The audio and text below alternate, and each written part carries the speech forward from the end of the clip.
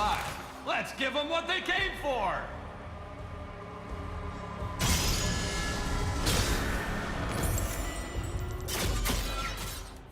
You spent how much on that? Ah, just messing with you.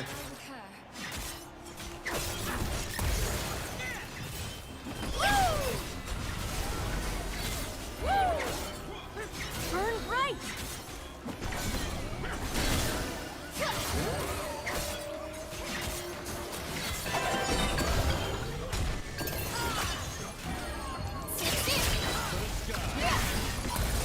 With pleasure.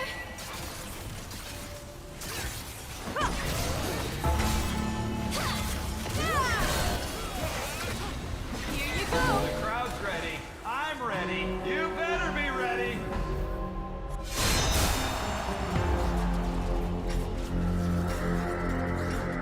Start! I know you'll be all right.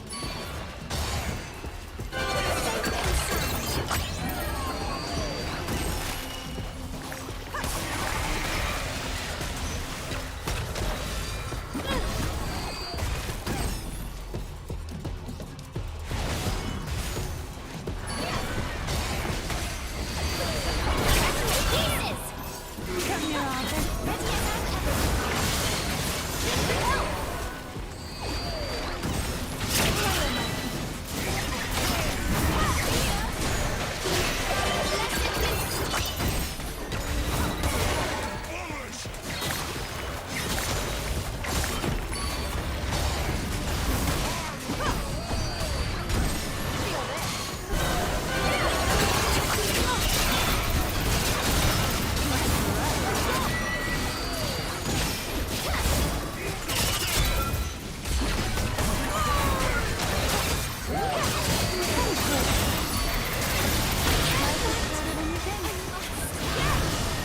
Rings close. It's overtime.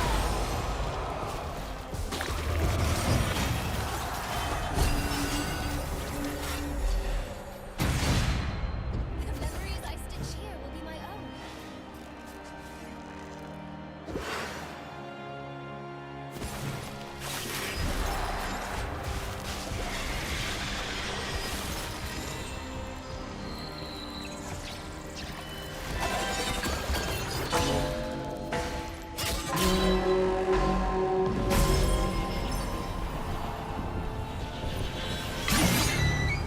Well, hello to our special guest.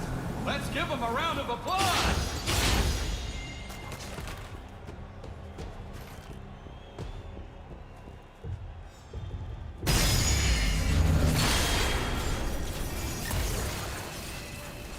A fighter with refined taste. Taste for butchery, that is.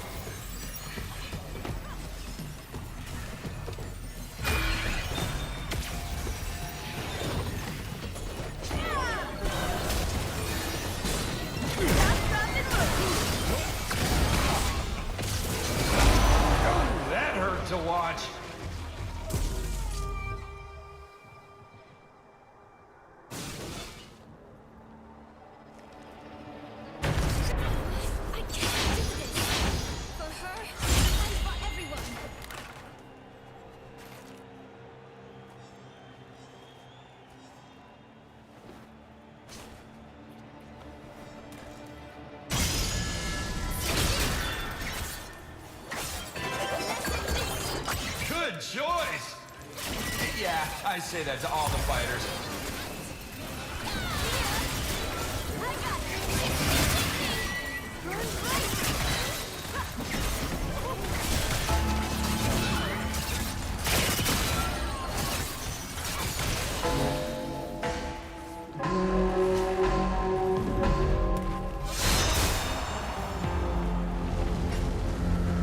And now, combat!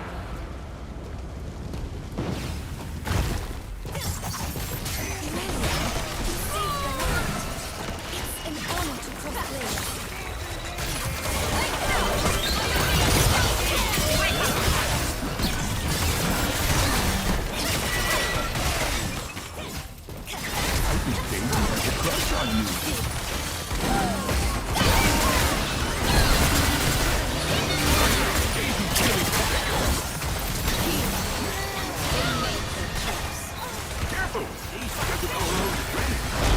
This defeat isn't the end. Just got to recharge. Climb up. Feel free to say hello to your Why fellow play fighters. Gwen top? Just Well, she think brings of massive fighting for the AoE win. damage. She absolutely shreds tanks. She's a strong team fighter, and she's fairly easy to pick up and play. However, she is weaker in the early game, and she can get kited by CC heavy teams. Gwen's passive are all of her auto attacks, the center of her Q, and her ultimate all deal bonus magic damage scaling with the target's maximum health. And she also heals herself for a portion of this damage dealt. This is what makes her so good at killing tanks. Gwen's Q has a passive where her basic attacks generate her a stack, stacking up to 4 times. Gwen's Q is a cone skill shot which snips her scissors at least twice. Enemies hit by each snip take damage, with the final snip dealing massively increased damage. Enemies hit by the center of each snip are also dealt a large chunk of true damage. And if Gwen has any of her stacks from her passive, she consumes them to snip an additional time. Gwen's W is very strong. She creates a large circle around her, and while within, she gains bonus armor, magic resist, and is untargetable to all enemies outside of this area. This can be recast to move the area, or if Gwen leaves the area, it automatically comes to her once. Gwen's E is an auto attack reset which dashes her a short distance in a direction. She then empowers her basic attacks to deal bonus damage on hit, have bonus attack speed, and have bonus attack range. Gwen's ultimate has 3 activations. The first is a straight line skill shot which deals damage to enemies hit and slows them. The second cast is the same but fires 3 projectiles instead, and the third is also the same but fires 5. For combos, your trades are to start W into the attack, E for the reset into 3 attacks before using Q and attacking away, and your all-in is to use ultimate into E and W. From here, attack twice into ult before attacking twice into 1 more ult and Q. For matchups, she plays Someone left.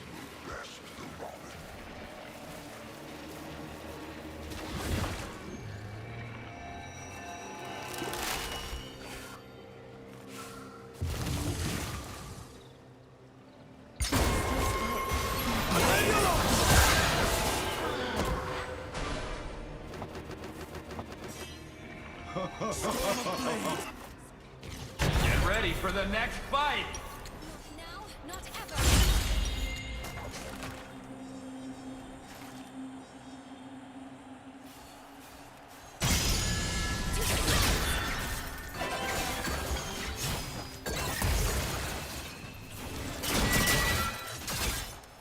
I need a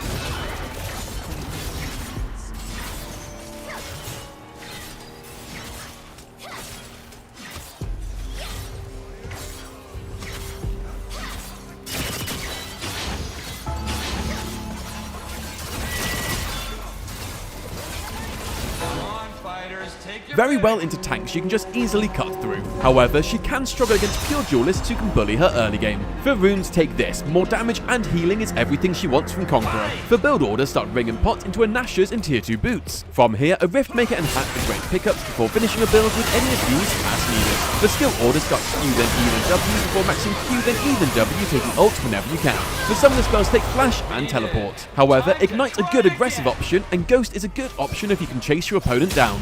Starting the game, you're looking to farm hard and take good trades. This isn't the part of the game where you're strongest, so you're very happy just to farm it up. However, the best way to do this is by taking the good trades. And your trades are all about landing your fully stacked Q on a sweet spot. So, as often as possible, you want to make sure you have your Q passive for attacks fully stacked up. When this is stacked up, you're in a strong spot where you can go in for the trade. And when it's not, your opponent will know you're weaker and can look to bully you. As often as you can, look to threaten your opponent with Q. You can use E to dash in and use it, however you need to make sure you win the fight, otherwise they're going to run you down. Enter in the mid game, take tower as soon as possible. From here, either push it out and group up with your team, or you are a solid split pusher so you can look for objectives. Entering late game team fights, you want to play a front to back style. You do easily cut through the front line and your W does protect you from their back line. However, do be careful when your W expires as you start taking chunks of damage. Look to tag the back line with your ultimate as well, and look to EQ dash at the back line.